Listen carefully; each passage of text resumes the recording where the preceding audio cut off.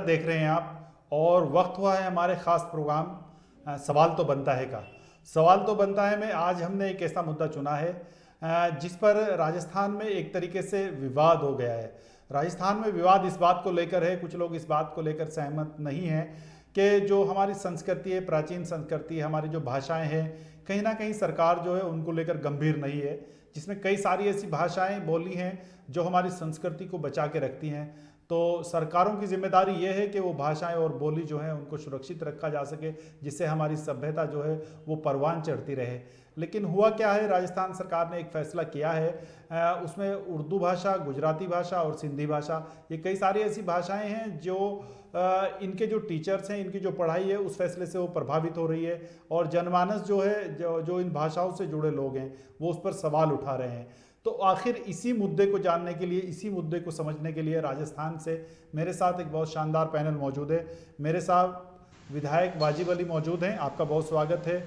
मेरे साथ अमीन खान साहब जुड़े हैं जो इस मुद्दे पर जी जो प्रदेश अध्यक्ष हैं राजस्थान उर्दू एसोसिएशन के, और मेरे साथ शमशेर खान साहब जुड़े हैं जो आंदोलन कर रहे हैं इस पर, वो भी जुड़े हैं। और मेरे साथ अशोक सिंह शेखावत जुड़े हैं। बहुत बहुत स्वागत है आपका। सबसे पहले मैं आपके पास आऊँगा, अमीन कायम खानी, आपकी समस्या क्या है? आप क्या चाहते हैं सरकार से? आप क्यों आंदोलनरत हैं? आप क्या चाहते हैं? देखिए त्यागी जी, हुकूमत राजस्थान और महकमाई तालीम की जो अफसरान है और जो हुकूमत राजस्थान के जो जिम्मेदारान है, खासतौर से वजीर तालीम और वजीर आला, उन्होंने जो राजस्थान के अंदर अकलती जुबानें जो 4 लैंग्वेजेस है, उर्दू, सिंधी, पंजाबी और गुजराती, उन चारों लैंग्वेजेस को, हेलो आवाज आ रही है, आप बोलते रहिए जी जी, तो उन चारों लैंग्वेजेस को जो कि कॉन्स्टिट्यूशन ऑफ इंडिया, भारतीय संविधान के अनुच्छेद 350A और राइट टू एजुकेशन एक्ट 2009 जो राजस्थान के अंदर है, उसकी धारा 29 के बिंदु संख्या F पर यह क्लियर कट प्रोविजन है कि अकलियती जबान के तलबाओं को उनकी जो मादरी जुबान है, उनकी मातृभाषा है, उस मातृभाषा में तालीम दे, उसमें शिक्षा दे। और राजस्थान के अंदर जब से देश आजाद हुआ है तभी से लेकर के उर्दू जुबान जो है बुनियादी स्तर से लेकर के और हायर एजुकेशन चलती आ रही है, क्योंकि अभी जो फरमान हुआ है राजस्थान हुकूमत। अमीन भाई, ये ओपनिंग कमेंट्स है, इसमें सब लोग पहले बोलेंगे, उसके बाद मैं आपसे डिटेल में आऊंगा। वाजिब अली जी, आपने अमीन खान साहब का आरोप सुना, आखिर क्यों सरकार ऐसा कर रही है? क्यों सरकार ऐसा चाहती है कि अक़लियतों के जो वाजिब हक हैं वो उनको ना मिले, जबकि आपकी सरकार तो दावा करती है कि हम अक़लियतों के सबसे बड़े संरक्षक हैं? देखिए, उर्दू के साथ नाइंसाफी कहें या नेग्लिजेंस कहें, ये आज से नहीं, इस सरकार से नहीं, बहुत पहले से होता रहा है। पिछले 7-8 सालों में उर्दू के पद नहीं निकाले गए। जहां जहां बच्चे पढ़ रहे थे वहां टीचर्स के ना होने की वजह से वो पोस्ट खत्म कर दी गई, और ये एक बहुत लंबा, काफी अरसे से कैंपेन चला आ रहा है। समहाउ हमारी जानकारी के अंदर भी ये आया, हमने भी सरकार को अपने तरीके से अवगत कराया है और अभी भी करा रहे हैं। और मैं धन्यवाद देना चाहता हूँ इन एक्टिविस्ट का, शमशेर जी का भी, आमिर जी का भी, जिन्होंने सरकार से इस मांग को इस पुरजोर तरीके से भी रखा है। और मुझे पूरी उम्मीद है आने वाले वक्त में इन समस्याओं का समाधान होगा। जी जी जी जी। मेरे साथ एक और आंदोलनकारी जुड़े हैं, शमशेर खान। शमशेर खान, आप मुझे सुन पा रहे हैं? जी। आप सरकार से क्या चाहते हैं? आपने एक आंदोलन शुरू किया है, एक यात्रा शुरू की है, और आप लगातार इस आंदोलन को, इस मुद्दे को उठाए हुए हैं। आखिर आप चाहते क्या हैं सरकार से? आपकी मांग क्या है? सबसे पहले तो मैं बताऊं कि मैं अभी आज के दिन उपवास पर हूं उदयपुर प्रशासन के विरुद्ध। जी। उदयपुर प्रशासन ने, जहां हम रुके हुए थे रात को, जी, उन लोगों को दबाव देकर के कहा कि आप इनको यहाँ नहीं ठहरा सकते। जी। मेरी तबीयत बहुत ज्यादा खराब है, मैं छालों की वजह से और कमजोरी की वजह से चल पाने में असमर्थ हूँ। फिर भी चल रहा हूँ, जी अभी एक जगह हम ठहरे हुए हैं। जी। उदयपुर प्रशासन का जो रवैया है वो बहुत ही अड़ियल है, और इस अड़ियल रवैये के कारण मैं आज उपवास पर हूँ। नहीं, आप उपवास पर हैं, बिल्कुल सही बात है। हालांकि आपको अपने स्वास्थ्य का ध्यान रखना ज़रूरी है, क्योंकि जी जान है तो जहान है। लेकिन जी। फिर भी अब आखिर प्रशासन आपकी बात सुनना क्यों नहीं चाहता है? क्या वजह है? प्रशासन आपको क्यों, आपकी आपकी आवाज़ प्रशासन के कानों तक क्यों नहीं पहुंच रही है? प्रशासन नहीं, सरकार नहीं सुनना चाहती आवाज। प्रशासन किसका है? सरकार का है। प्रशासन सरकार का है। सरकार प्रशासन को अगर कहेगी कि आप ऐसी बातें करो, कहीं ना कहीं सरकार का दबाव होगा, तभी तो प्रशासन कह रहा है आप यहाँ नहीं रुक सकते, आप बीमार हो तब भी चलो। ठीक, हम चलते रहेंगे। नहीं। और जी मांग पत्र हमने, जी मांग पत्र हमने जो 8 सूत्री सरकार को भेज दिया है, जी जिसमें हमारी पहली मांग है जो 9,000 रुपए से ज्यादा मदरसा पैरा टीचर को नहीं मिलता है, मदरसा पैरा टीचर को स्थायी किया जाए। वो थर्ड ग्रेड टीचर के बराबर काम कर रहा है, तो उसके बराबर उसकी सैलरी और उसकी सुविधाएं मिले। इसके साथ ही 13/12/2004 का जो नियम है, उस नियम के मुताबिक, सॉरी जी। थोड़ा बोलने में प्रॉब्लम है। कोई बात नहीं है, मैं आपके पास दोबारा आता हूँ। आप तब तक पानी तो लीजिए, आपके पास पानी जूस वगैरह अगर कुछ हो। आज और आज अभी आप कहाँ पर रुके हुए हैं इस वक्त? उदयपुर में? आज हम पानी चाय कुछ नहीं लेंगे, हम उपवास पर हैं उदयपुर नहीं, प्रशासन की। उदयपुर में डीएम कौन है? हम इधर से कॉल कराते हैं, वो आपको देखेंगे। डीएम कौन है हमें आपके नहीं यहाँ पता कौन, डिस्ट्रिक्ट? जी। हमें नहीं पता गेम कौन है, हम नहीं जानते। नहीं, आप हमें सिर्फ, राजस्थान से हैं, बाहर से हैं कहीं से? हम राजस्थान चूरू से ही हैं, लेकिन डीएम कौन है हमें नहीं पता है। चलिए, मैं इधर से पीसीआर से उदयपुर दिखवा लेता हूँ। उदयपुर आप चित्रा घाटी में अभी रुके हुए हैं, और यहाँ से अभी हमें चलना पड़ेगा। मैं चल नहीं पा रहा हूँ, मेरी हालत ज्यादा खराब है। तो बिल्कुल। मैं आपसे मुआवजत चाहता हूँ कि मेरी आवाज अगर आप तक नहीं पहुंचे तो माफी नहीं नहीं, करें। कोई बात नहीं, आप थोड़ा रुकिए। मैं तब तक अशोक सिंह शेखावत के पास चलता हूँ। शेखावत जी, आपको क्या लगता है जो काम आपको करना चाहिए था? आप एक बहुत बड़े विपक्ष हैं वहाँ पर, सरकार बनाते बनाते आप रह गए। ऐसे नहीं कि आप 2-4 सीटों वाले विपक्ष हैं। तो ये जो दोनों आंदोलनकारी बैठे हैं, इनकी आवाज़ सरकार सुन नहीं रही है, तो आपकी जिम्मेदारी और ज़्यादा बढ़ जाती है। शेखावत जी, आपको इनको सहयोग नहीं करना चाहिए क्या? देखो कि जिस प्रकार से उर्दू भाषा हो, चाहे संस्कृत भाषा हो, जी चाहे तृतीय भाषा कोई भी हो, जी उसके साथ साथ पंजाबी या गुजराती भाषा हो या जी सिंधी भाषा हो, जी सभी भाषाओं के मातृभाषा के रूप के अंदर यदि पढ़ाया जाता है, जो कॉन्स्टिट्यूशन में पढ़ा भी है, आईटी में प्रोविजन भी किया गया। लेकिन बात यह आती है कि जिस प्रकार से सरकार के द्वारा, शिक्षा निदेशक के द्वारा जो 2 आदेश निकाले गए, उन आदेशों की जी शिक्षा के अंदर उर्दू भाषा रही नहीं रहेगी। तो ये तो डिक्लेयर हो गया कि प्रारंभिक भाषा के अंदर में कांग्रेस सरकार इसको उर्दू को रख नहीं पाती। दूसरा आता है 6ठी से लेकर 8 वाली बात आती है, तो उसके अंदर डिमांड के अंदर जरूर होता है, लेकिन बुकों की कोई व्यवस्था इन्होंने शाखा पोर्टल पर नहीं की है। और 1 से लेकर तो 5 तक का जो 2019 में जो हुआ एग्जामिनेशन हुआ, उसका रिजल्ट भी आ गया, बाकायदा है। लेकिन फिर भी शिक्षा विभाग कह रहा है कि साहब हम 1 से लेकर 5 तक की इसका शिक्षा का हमारा प्रोविजन नहीं है। मदरसा जो जिसमें संचालित है स्कूलें हैं, उसमें उर्दू का होगा और जी उर्दू से संबंधित बात करिए। लेकिन जहां तक इन्होंने 2 बोलना सितंबर चाहूंगा, का जो आदेश निकाला, उस जी आदेश में आप मैं ये बोलना देखिए कि चाहूंगा। वो विड्रॉ कर रहे हैं आदेश को। तो जी जिला शिक्षा अधिकारी के जो आदेश थे, उन आदेशों को पूरा वापस है। जी। और उन्होंने कहा कि आप सर मैं द्वितीय भाषा सर मैं बीच में बोलना चाहूंगा। एक सेकंड, ऑलरेडी हमारे यहाँ है। बीच में नहीं बोलता है कोई। मैं आपको दोबारा से जोड़ूंगा आपके यहाँ। आप अभी पूरा करें शेखावत जी, आप। जी आवाज मेरी आपको जी जी, आवाज़ आ रही है। आ रही है? आपकी थोड़ी स्पष्ट नहीं आ रही है इसमें, लेकिन फिर भी मैं ये कहना चाह रहा हूं कि कांग्रेस सरकार यदि किसी भी भाषा के से संबंधित करें, तो आप उसमें पैटर्न जो बनने में पहले बनाया था, उस पैटर्न के अकॉर्डिंग यदि उसमें कोई संशोधन करना चाहते हो तो संशोधन के लिए, लेकिन वो क्या उसमें उर्दू शिक्षक भी सम्मिलित होते हैं? उसके लिए कमेटी बनाएंगे। आपकी वो जो कमेटी थी, जो बीडी कल्ला जी 2 और मंत्रियों के साथ थी, उस कमेटी के अंदर आपने आज तक उन पैरा टीचर्स के लिए कुछ ऐसा नहीं किया जो कॉन्ट्रैक्ट लेवल पर थे, चाहे वो शिक्षा कर्मी हो, चाहे पैरा टीचर्स हो या विभिन्न विभागों के अंदर हो, उन लोगों को आपने सरकार ने आज तक कुछ भी नहीं किया है। जहां तक 31,000 जो वैकेंसियां निकली थी रीट के माध्यम से फिर उनका सिलेक्शन किया जाएगा, तो उन वैकेंसियों में भी सही बात है कि उर्दू शिक्षित है या और भी जो संबंधित मातृभाषा संबंधित है जिनको नियुक्ति रूप से मिला ये है।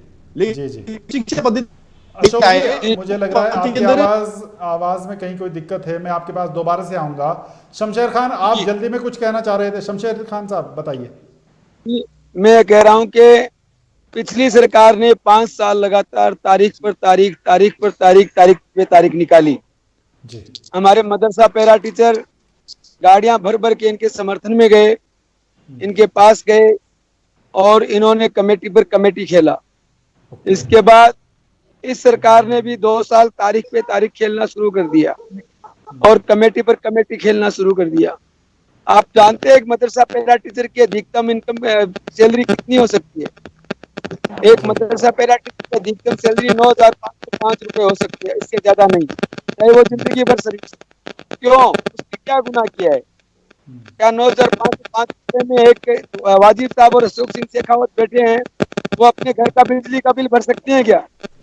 आप देखिए अपने आप पर, आपके बच्चे हैं वो 5,000 रुपए एक दिन में लगा देते हैं और हमारा मदरसा पैरा टीचर 9,000 में अपने बच्चों को भी पाले, घर भी चलाए और अपनी नौकरी का किराया भी भरे। आप देखिए इनके हालात को। 2016 में तो बीजेपी ने किया, बहुत गलत किया, लेकिन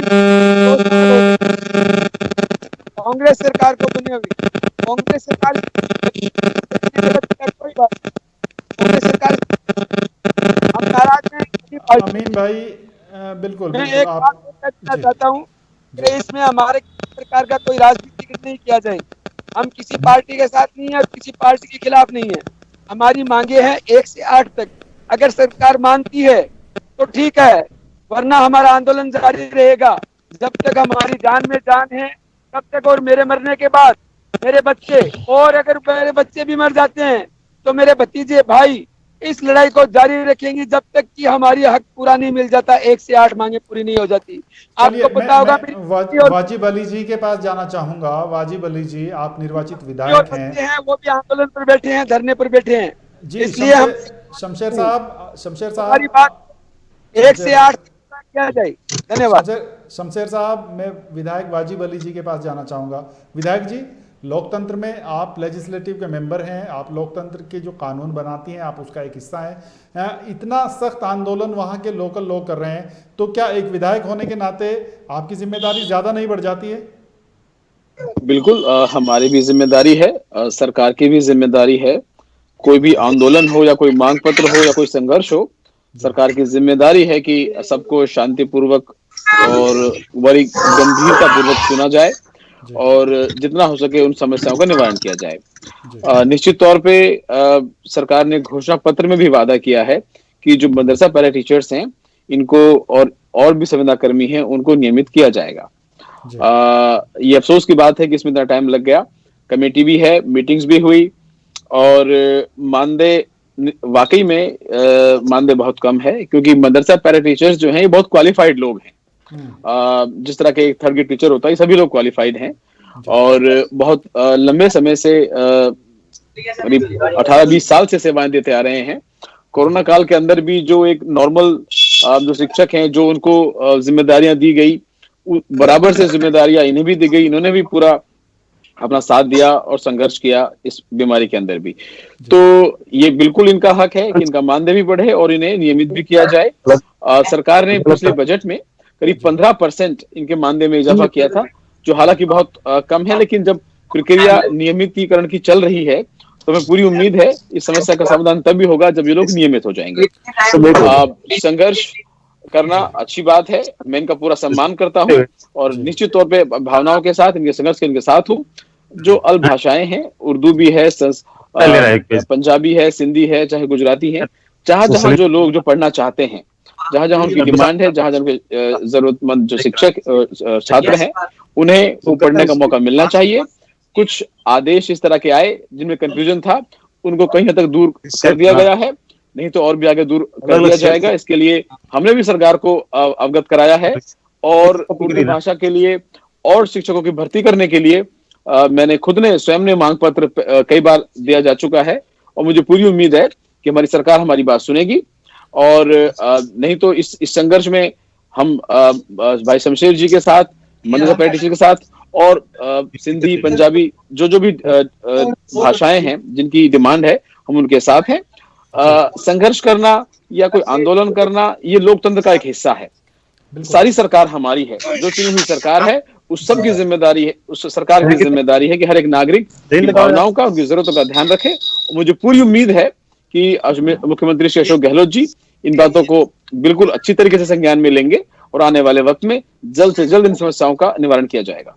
लेकिन वाजिब अली जी, क्या आपको नहीं लगता है एक आंदोलनकारी है जिसके पैरों में छाले पड़ गए हैं, जिसको प्रशासन कोई सपोर्ट नहीं कर रहा है, उल्टे उनको भगाया जा रहा है, तो आपको नहीं लगता है कि प्रशासन को, आप भी एक विधायक हैं, सत्ताधारी दल के विधायक हैं, तो आप पर्सनली प्रशासन को कहिए कि आंदोलन करना लोकतंत्र का और डेमोक्रेटिक सिस्टम का एक पार्ट है, इसलिए इनको सपोर्ट किया जाए, इनको अपनी राय का इजहार करने का इनको हक है। ये बिल्कुल सही बात है। ये बहुत दुर्भाग्यपूर्ण है अगर प्रशासन का रवैया इनके साथ इस तरह कर रहा है। जो मुझे अभी आपके द्वारा अभी जब मैंने सुना शमशेर जी को तो मुझे पता चला। निश्चित तौर पे अभी मैं प्रशासन से भी बात करूंगा, अधिकारी से भी बात करूंगा और जो प्रशासनिक एक मदद किसी भी आंदोलन में या एक लोकतांत्रिक आवाज उठाने के लिए हमारे संविधान के तरीके से, इंसानियत के तरीके से मिलनी चाहिए, वो इन्हें मिलेगी। और निश्चित तौर पे मैं इस बात के लिए सरकार के जो नुमाइंदा है, जो जिम्मेदार है, उनसे बात करूंगा। बिल्कुल विधायक जी, आप बिल्कुल सही कह रहे हैं, सरकार से आप बात करेंगे। चलिए अमीन कायम खानी से समझ लेते हैं। अमीन जी, अमीन भाई, आप सुन पा रहे हैं? तो त्यागी जी, मैं आपको सुन पा रहा हूँ और मेरे सामने जो हमारे जो मेहमान जो वाजिब अली साहब जो विधायक है नगर भरतपुर से, मैं उनको मुखातिब होकर के कुछ बातें बोलना चाह रहा हूँ। नहीं, मैं माननीय सुनिए, आप ये पैनल है, सिर्फ विधायक जी को मुखातिब होकर नहीं बोल सकते हैं आप तो सवाल मैं थोड़ा सवाल भी तो विधायक जी, क्योंकि जब विधायक जी सवाल हम करेंगे, आप सवाल आप नहीं करेंगे, आप गेस्ट हैं, आप समस्या बताएंगे अपनी, आपकी दिक्कत क्या है।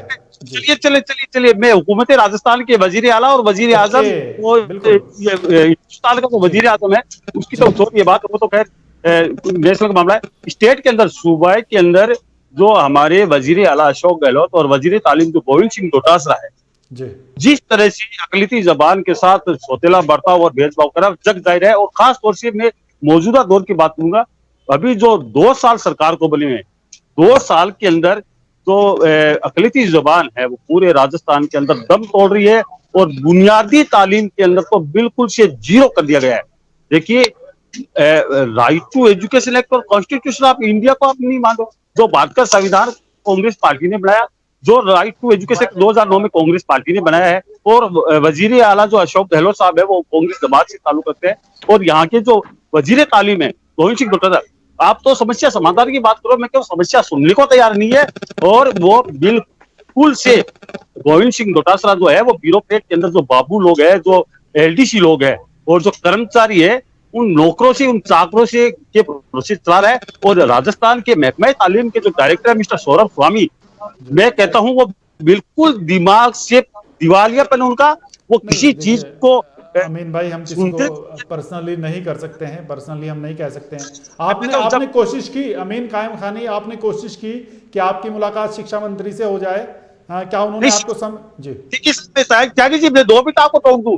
मैं राजस्थान के वजीर तालीम गोविंद सिंह डोटासरा से आज के 12 महीने पहले शिक्षा संकुल में एक बाकायदा एक कॉन्फ्रेंस हुई थी, जिसमें जितने भी राजस्थान के जो महकमा तालीम के जो ऑर्गेनाइजेशन है उनके जिम्मेदारों के साथ हुई थी। उस वक्त भी मैंने ये मुतालबा बड़े अच्छे अंदाज में रखा था उनके सामने, लेकिन चूंकि वो इसमें दिमाग को अप्लाई ही नहीं किया, माननीय मंत्री जी जो है वो उसको बिल्कुल से तवज्जो ही नहीं दे रहे। और यहाँ तक कि उनका तो प्ले ये देखिए, वो ये कहते हैं साहब ये तो बुनियादी तालीम चलती नहीं है, ये तो उर्दू संस्कृत वगैरह तो 6ठी क्लास से चलती है, भाषा चलती है। अरे भाई, आप महकमा तालीम के वजीर हो, एक बड़े जिम्मेदार आदमी हो, आप प्रदेश कांग्रेस कमेटी के प्रेसिडेंट भी हो, आपको कम से कम कॉन्स्टिट्यूशन को, कम से कम एक्ट को, और जो पुराने दिशा निर्देश है जैसे 2004 का जो गाइडलाइन है, मैं तो एक बात कहता हूं कि महकमा तालीम का जो 13 दिसंबर 2004 का जो ऑर्डर है, जो दिशा निर्देश है, उसकी अगर अक्षर से पालना हो जाती है तो समस्या का टोटली समाधान ही हो जाएगा स्कूल एजुकेशन में। रहा सवाल मदरसा तालीम की बात करें, मदरसा तालीम के अंदर माननीय अशोक गहलोत साहब जब 2013 के अंदर मदरसा शिक्षा सहायक भर्ती 2013 के 6000 पदों पे एप्लीकेशन ले ली, और इन्हीं मदरसा पैरा टीचर्स को बोनस अंक का लाभ देकर के इन्हीं मदरसों में ही नियमित किया जाना चाहिए था, उन्हीं मदरसों के अंदर उनको रेगुलर किया जाना था।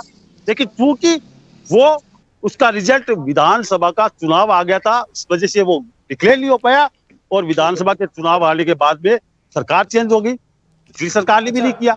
अमीन कायम खानी, आपकी बात से ये लग रहा है कि समस्या सिर्फ सरकारों की नहीं है, पार्टी की नहीं है, ये समस्या सरकारों की है, चाहे वो किसी भी पार्टी की सरकारें रही हैं, आप यही कह रहे हैं ना?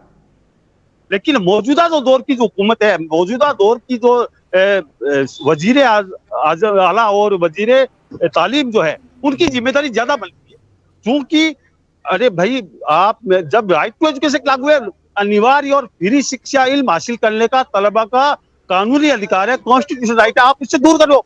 और राजस्थान के अंदर जो अकलियती जबान के जो तलबा है, उन लोगों को मादरी जुबान है, मदर तक है। देखिए सर, अभी मेरे पास एक जियो है राजस्थान गवर्नमेंट का, वो कह रहे हैं कि हम किसी ना तो स्कूल को या टीचर को नहीं निकालने जा रहे हैं, चीजें निकालने का बात नहीं है, बात ये है कि आपने उनकी फैसिलिटीज, क्या बाकी रह गया सर, आपकी फैसिलिटीज मत करती, आपने नहीं दी, क्या रह गया? जब आप पैरामीटर के अकॉर्डिंग टीचर्स प्रोवाइड नहीं कराओगे, रीट की भर्ती 31 करने जा रहे हो आप, और मैं साफ कह रहा हूँ कि 31,000 भर्ती जो होने जा रही है, क्या आप उसमें L1 उर्दू के पद लोगे? क्या उर्दू टीचर्स के जो 3rd ग्रेड के जो टीचर्स L2 के जो जितने भी राजस्थान के अंदर L2 की जो पैरामीटर के अकॉर्डिंग जो स्ट्रेंथ है, क्या उसके मुताबिक वो ओहदे देने जा रहे हो क्या? चलिए अमीन भाई नहीं, हमारे साथ अशोक शेखावत जुड़े हुए हैं। अशोक जी, आप मुझे सुन पा रहे हैं? हाँ, आवाज आ रही है आपकी? जी, मेरी अशोक आपको? हाँ बिल्कुल, बहुत अच्छी आ रही है। अशोक जी, मैं जानना चाहता हूं कि आप विपक्ष की इतनी बड़ी पार्टी हैं, मेरा सवाल पहले भी मैंने यही किया था, एक आम आदमी इतना बड़ा आंदोलन कर रहा है, सड़कों पर जा रहा है, उसके पैरों में छाले पड़ गए, उसको आंदोलन भी करने नहीं दिया जा रहा है, तो क्या विपक्षी पार्टी होने के नाते आपकी जिम्मेदारी नहीं है कि आप इन मुद्दों को उठाए? देखो कि जिस प्रकार से इन्होंने संघर्ष किया, और संघर्ष के साथ आप देखिए छाले पड़ गए हैं, बोलने में इनको दिक्कत आ रही है, गले के अंदर भी बड़ी दिक्कत आ रही है, और उस प्रकार से उस उदयपुर अंचल का जो प्रशासन है वो नहीं ध्यान दे रहा। जिस प्रकार से 10 दिन तक आप देखिए उस इलाके के अंदर ट्राइबल एरिया में जिस प्रकार से आदिवासियों ने, विद्यार्थियों ने आंदोलन किया, उसी प्रकार से ये आज आंदोलन के रूप में आ रहे हैं, छोटा रूप में हो लेकिन ये बड़ा रूप भी ले सकता है। बिल्कुल। जब तक इनका आप नहीं सुनोगे, आपने जो कमेटी बनाई है उस कमेटी की 11 मीटिंगें हो चुकी है, लेकिन अभी तक एक भी एजेंडा तय नहीं हुआ है कि इनको नियमित कैसे किया जाए। लेकिन कांग्रेस पार्टी ने अपने घोषणा पत्र के अंदर जो जो वादे किए थे, उसी में वादे के अंदर यह भी था कि हम जितने भी नियमितीकरण करेंगे, जो आज तक इन लोगों ने कोई भी रुक नहीं किया, सिर्फ नोट शीट के ऊपर साइन करते हैं और आगे पुटअप कर देते हैं, इसके अलावा कुछ भी नहीं किया मंत्रियों ने और उनके अधिकारियों ने। जहां तक जिला शिक्षा अधिकारी की आपने डायरेक्टर की बात देखी, आप किस प्रकार से अपने ऑर्डर को कैसे लेके आते हैं ये लोग, किस प्रकार से उसको विड्रॉ करते हैं कि जिला शिक्षा अधिकारी का कोई राइट नहीं है आपको इस करने का। तो आज उर्दू के शिक्षकों के लिए भर्ती की जगह ही नहीं है, कि प्रारंभिक शिक्षा में तो खत्म कर दिया इन लोगों ने। कांग्रेस से ये जरूर ये आशा करते थे ये लोग, कांग्रेस सरकार आएगी, कांग्रेस सरकार आएगी, कुछ ना कुछ करेगी, लेकिन आज 2 साल हो चुके हैं। जयपुर के अंदर कितना है, कितनी स्कूलें हैं? 3 स्कूलें हैं, और बाकी 3 स्कूलें तो प्रारंभिक शिक्षा का तो लेवल 1 है, उस लेवल में तो खत्म है। अब लेवल 2 की बात आती है, और लेवल 2 के अंदर ये कितना करेंगे शिक्षा का? जब तक इसका ये नहीं तय करेंगे कि इन शिक्षकों की संख्या कितनी इन स्कूलों में होगी है, जब तक इस उर्दू के शिक्षकों का भला नहीं होगा। सिर्फ मदरसों के भरोसे रहेंगे आप, स्कूलों के भरोसे कुछ भी नहीं है। जहां तक मैं कहूं शेखावत जी, मेरा सवाल यह है कि आप समझिए कि आप बिल्कुल सत्ता के बहुत करीब पहुंच गए थे और बहुत मजबूत विपक्ष हैं। मेरा सवाल यही है, मैं 2 बार कर चुका हूं, आपने इन आंदोलनकारियों के साथ कदम से कदम मिलाकर आपकी पार्टी चली, आपके किसी विधायक ने, किसी पूर्व मंत्री ने आके इनको समर्थन दिया कि आपके इन आंदोलन में हम आपके साथ हैं?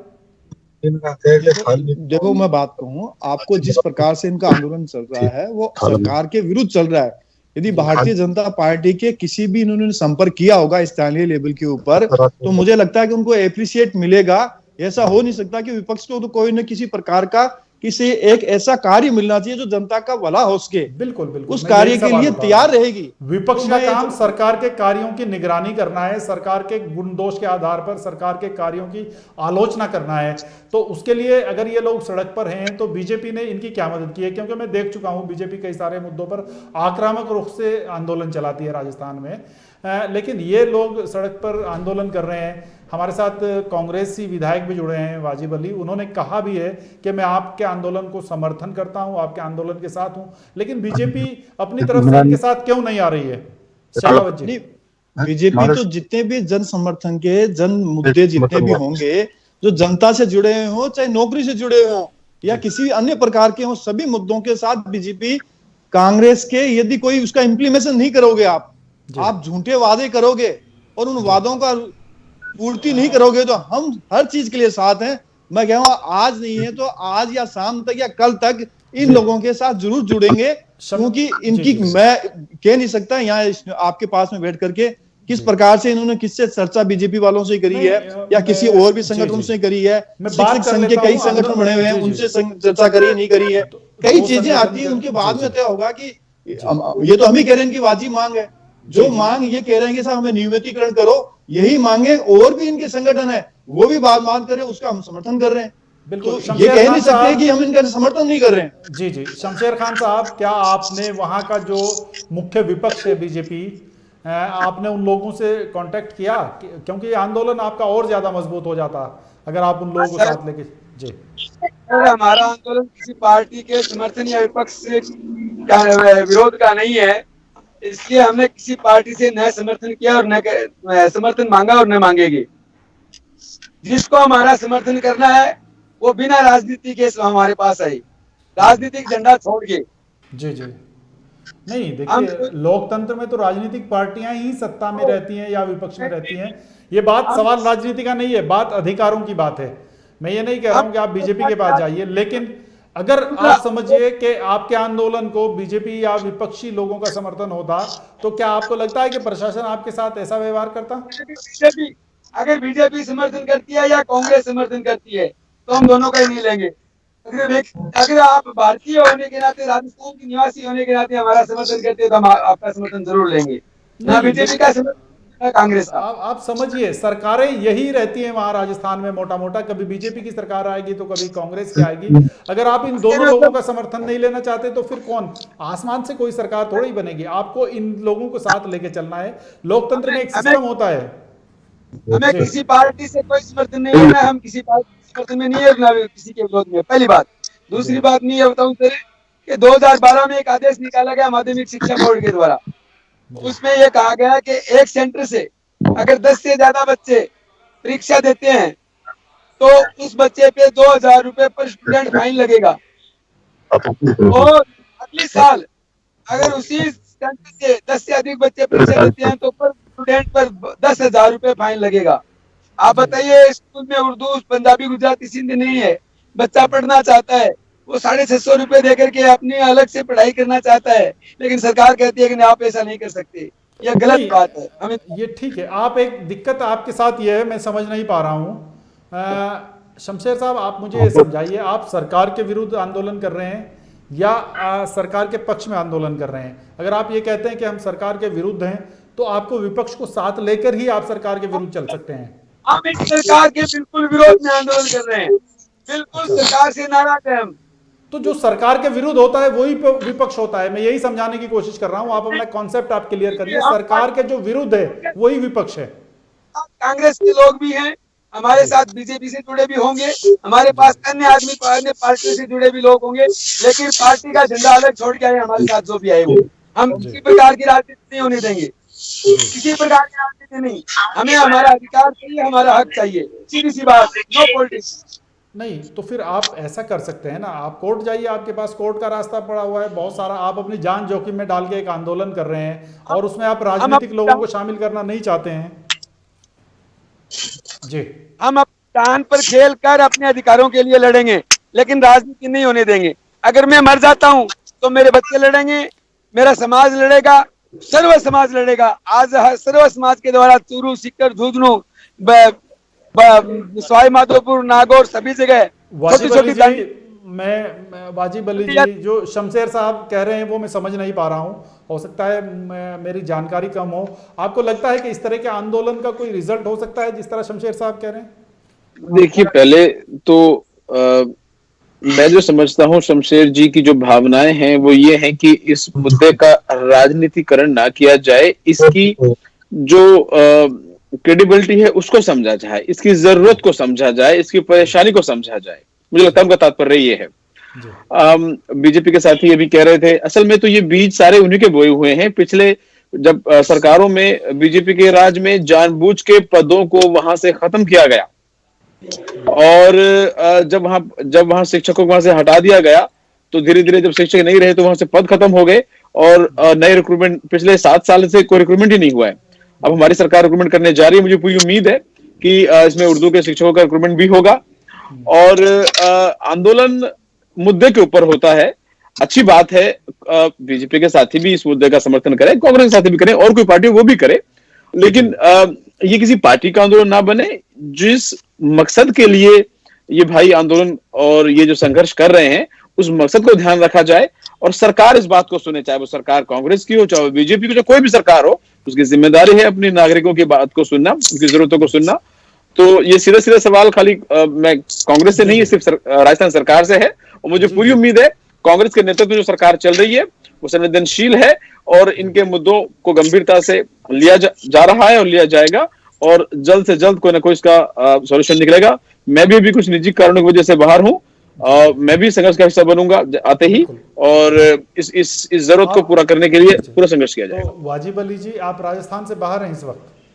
जी जी, मैं कुछ निजी पारिवारिक कारणों की वजह से बाहर हूँ। जी जी जी, कोई बात नहीं है। अमीन खान खानी जी, अमीन खान खानी जी, सुन पा जी रहे हैं? सर, जी आप सुन ऐसा रहा। करिए, आपने इतनी सारी कोशिशें की हैं कि आपकी मुलाकात शिक्षा मंत्री से नहीं हो पा रही है, तो शमशेर खान साहब और अमीन कायम खानी, आप दोनों लोग वाजिब अली जी को एक माध्यम बना के वाजिब अली जी आपकी मीटिंग फिक्स कराएंगे, वाजिब अली जी से आप कांटेक्ट करिएगा, वो आपको पूर्ण समर्थन देने की बात कर रहे हैं मुद्दों के आधार पर।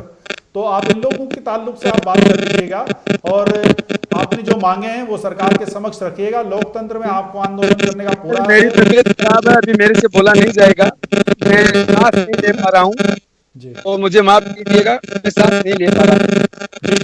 आप ऐसा करिए, आप ऐसा करिए कि आप चाहें तो हम लोग आपको फ्री कर देते हैं और वहाँ प्रशासन में अभी हम लोग कॉल करवा देते हैं।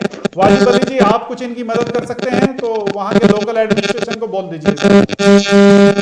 कुछ लाइन में डिस्टरबेंस है, मैं भी आपकी बात सही से सुन नहीं पा रहा हूँ। ये बीजेपी प्रवक्ता जो है, ये इनकी लाइन में डिस्टरबेंस है, अशोक शेखावत की लाइन में डिस्टर्ब है। मैं कह रहा हूँ, हाँ वाजिब अली जी सुन पा रहे हैं?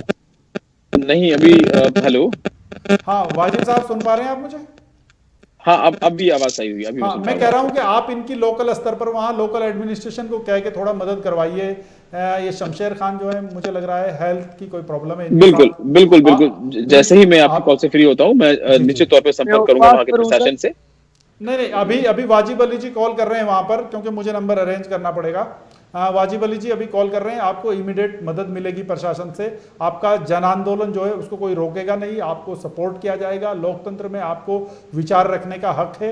आप अपनी हेल्थ का ध्यान रखिए, जान है तो जान है। आंदोलन चलते रहेंगे और आप खुश रहें, आप स्वस्थ रहें, हमारी ऐसी शुभकामनाएं।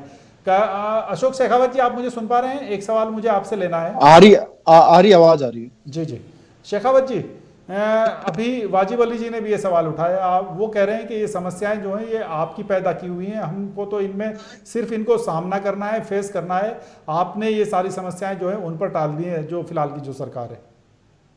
देखो कि जहां तक सरकारी महकमे की हम बात करें कि टोटल सरकारी महकमा कई विभागों से मिलकर के बनता है, उसमें टोटल वैकेंसी हम देखेंगे और उसका प्रतिशत देखेंगे। आज के समय 2,90,000 वैकेंसियां खाली है। वो मैं नहीं कह रहा, विधानसभा के अंदर प्रश्न पूछा गया विधायकों के द्वारा, उसका उत्तर दिया गया और उसमें शिक्षा विभाग का भी अलग अलग बताया है कि किस किस विभाग के अंदर कितनी कितने है, उसमें उर्दू का भी बताया गया है, इतनी वैकेंसियां खाली पड़ी है। तो आपने 2 साल के अंदर कौन सी वैकेंसियां भर दी है, एक तो ये बताएं।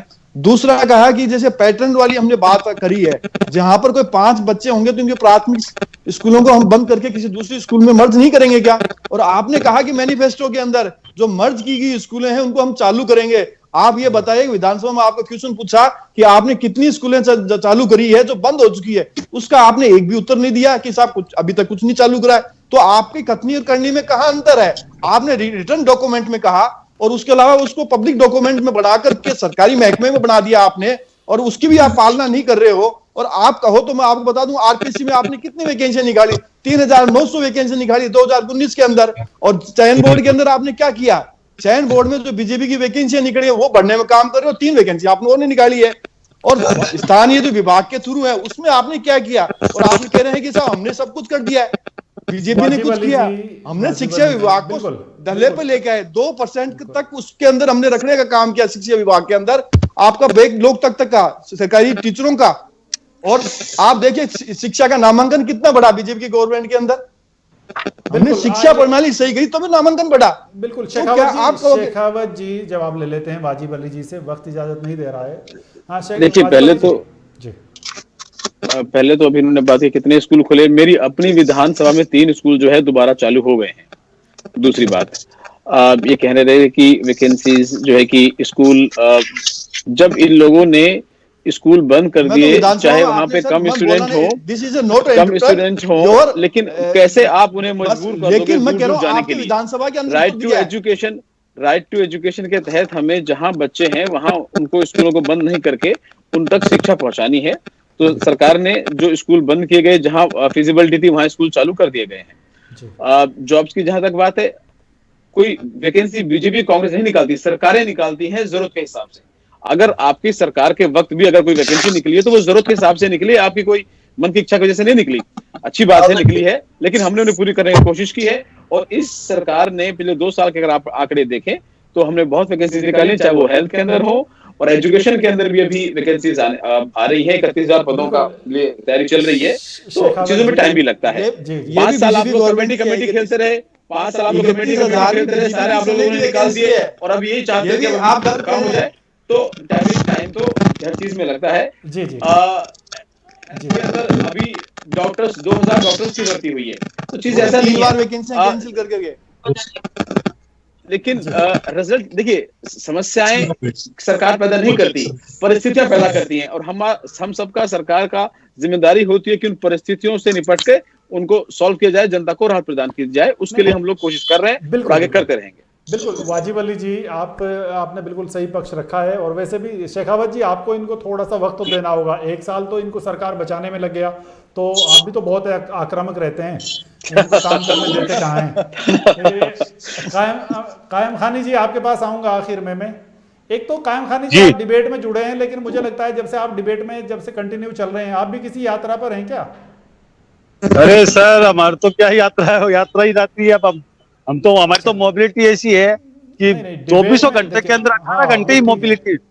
नहीं और ऐसी बात नहीं है, और भी तो काम है, दिगर काम है। मान लो आपके चैनल में बेटा, अगर ये आपने अच्छा फैसिलिटी दे दी कि आप इस मोबाइल से, ऐप से भी मतलब आपके चैनल पे जुड़ रहा हूँ मैं, तो दूसरे काम भी तो करने पड़ रहे हैं। नहीं अच्छा, दूसरी बात में देखिए सर, त्यागी सर देता हूँ।